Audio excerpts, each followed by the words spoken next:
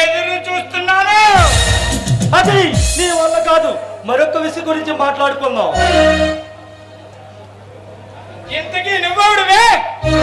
వాడి చెంచాగాడివా?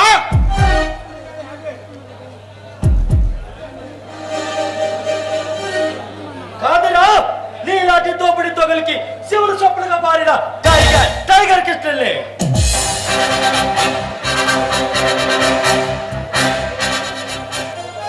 ఓహో, టైగర్ కృష్ణ అంటే నువ్వేనన్నమాట.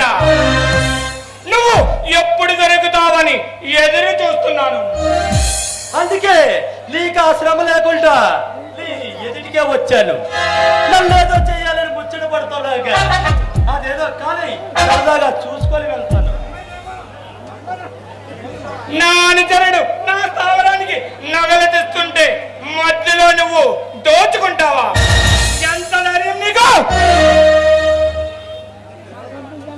సరిగ్గా 2 రోజుల కిందట మీ దాదాగాడు ఒక వస్త్రం తెచ్చి నీకు ఇచ్చాడు, గుర్తుందా?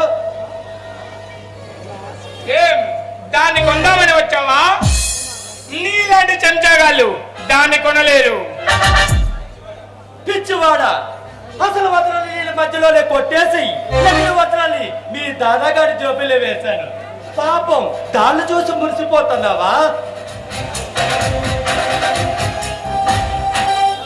అయితే చేతివాటం కూడా బాగా ఉన్నవాడు అన్నమాట. సభాసల బచ్చా. పిచ్చి పిచ్చిగా బాగా పట్టే పుచ్చు లెగిసిపోద్ది. మర్యాదగా మాట్లాడు నేర్చుకో. సింహం ముందు నిలబడి శివంగలా చిందులు వేస్తున్న నీ ధైర్యం చూస్తుంటే నాకు ముచ్చటగా ఉంది. చిల్లర దొంగతనాలు చేసుకొని ఎన్నాళ్ళు బ్రతుకుతావు? నెల తిరగ ముందు నిన్ను కోటీశ్వరుని చేస్తాను. తోపుడు తగులతో చేతులు కలపడం, అవినీతి పనులతో స్నేహం చేయడం ఈ టైగర్ చరిత్రలో లేదు.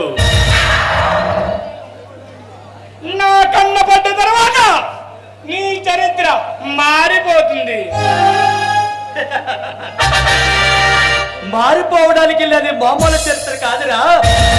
అంతలేని ఆత్మవిశ్వాసంతో ఆసక్తిమైన సాధనతో సాధించిన సంచలన చరిత్ర నాది. ఈ టైగర్ కృష్ణ చరిత్ర తిరగరాయాలంటే నీ సమాధి నువ్వు కట్టుకున్నట్టే.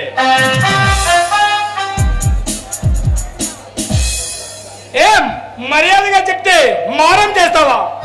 ఇక్కడే మడవ చేస్తాను. అది నీ వల్ల కాదు. మరొక అది నీ వల్ల కాదని చెప్పడానికి ఇక్కడికి వచ్చాను.